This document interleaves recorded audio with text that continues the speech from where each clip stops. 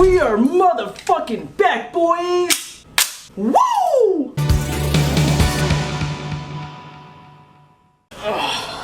Okay, so update time.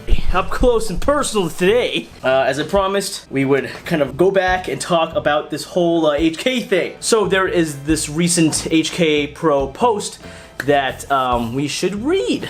We'll read it together. Dear valued partner, I find it disappointing but necessary that I need to clear up some of the disinformation circulating in the media following our latest financial report. This narrative is a result of a chain reaction of doom and gloom started by a German news source that has been historically antagonistic towards HK. That one article triggered an initial US report on the Firearm Blog that lacked critical context. From there, it just got worse, with each subsequent article surrounding more bleak than the last. This culminated in a report from Military Times that only served to remind us that, while HK is very much alive, American journalism continues to die a slow and painful death.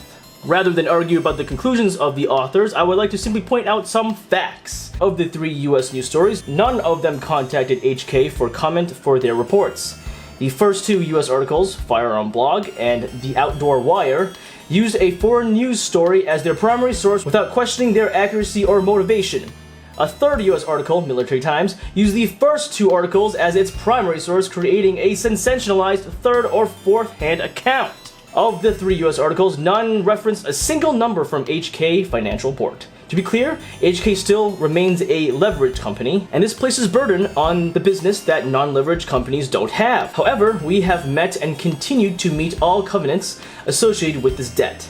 The full story is easy to find in the financial data and the news media neglected to report. Here are some key examples. From 2014 to the end of 2018, HK's debt was reduced from 290 million euros to 235 million, and the interest rate on that debt was reduced substantially. Over the course of 2018 and thus far in 2019, HK reported positive EBITDA in every quarter. Over that same period, HK's cash position doubled.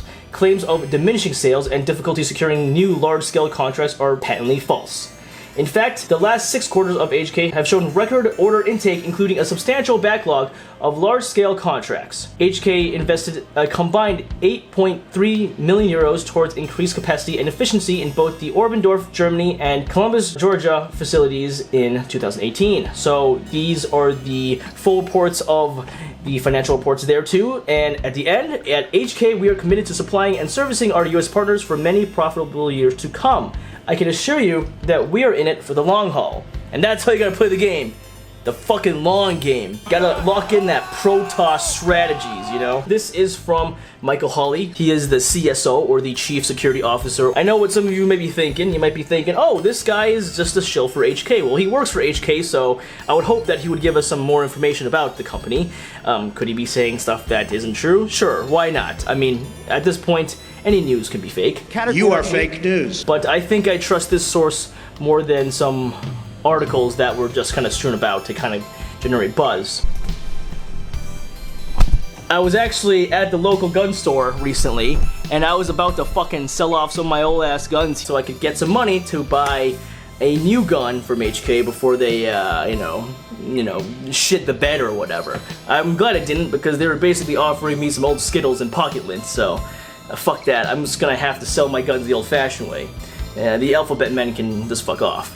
What now? So, this is good news. You know, it's good news. I hope this actually sheds some light to HK themselves too, about how many people are worried about them and how many fans they actually do have. It was funny when I posted this video originally, a lot of people were just like, oh, give us a fucking MP7, you know, give us the G36, give us something that isn't, you know, give us a real 416 or whatever. There's a bunch of haters. And it was funny because even if they made this stuff for the civilian market, these same people wouldn't buy it anyways. So I don't know why you're even on my channel if you don't like HK, because that's kind of what I shill. I mean, I don't know. So I guess we just have to wait and see. I have a couple of HK products along the way. Like I said, I was selling some guns off so I can make some money quicker, but I have 2 projects in mind. Tommy Bostic does have the G36s that he makes here, so they're American made, but I heard they're actually of pretty good quality.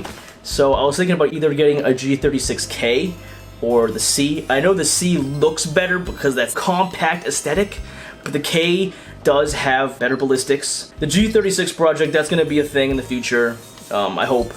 And I also do want to get a MR556 SBR going. I am aware that the MR556 doesn't have the chrome lined barrel. It doesn't have a chrome lined barrel, so it's officially the shittest gun ever made. Not much else to say. That's the update. Feel free to read the original blog post there. I'm sure more information is going to be developing. I honestly gotta say, I was pretty worried at first. I think because of all this speculation and all the memes, you know, all the yeet cannon memes, kind of just got to everybody. So I guess it's true. To get out of the poor zone, you have to be in the poor zone.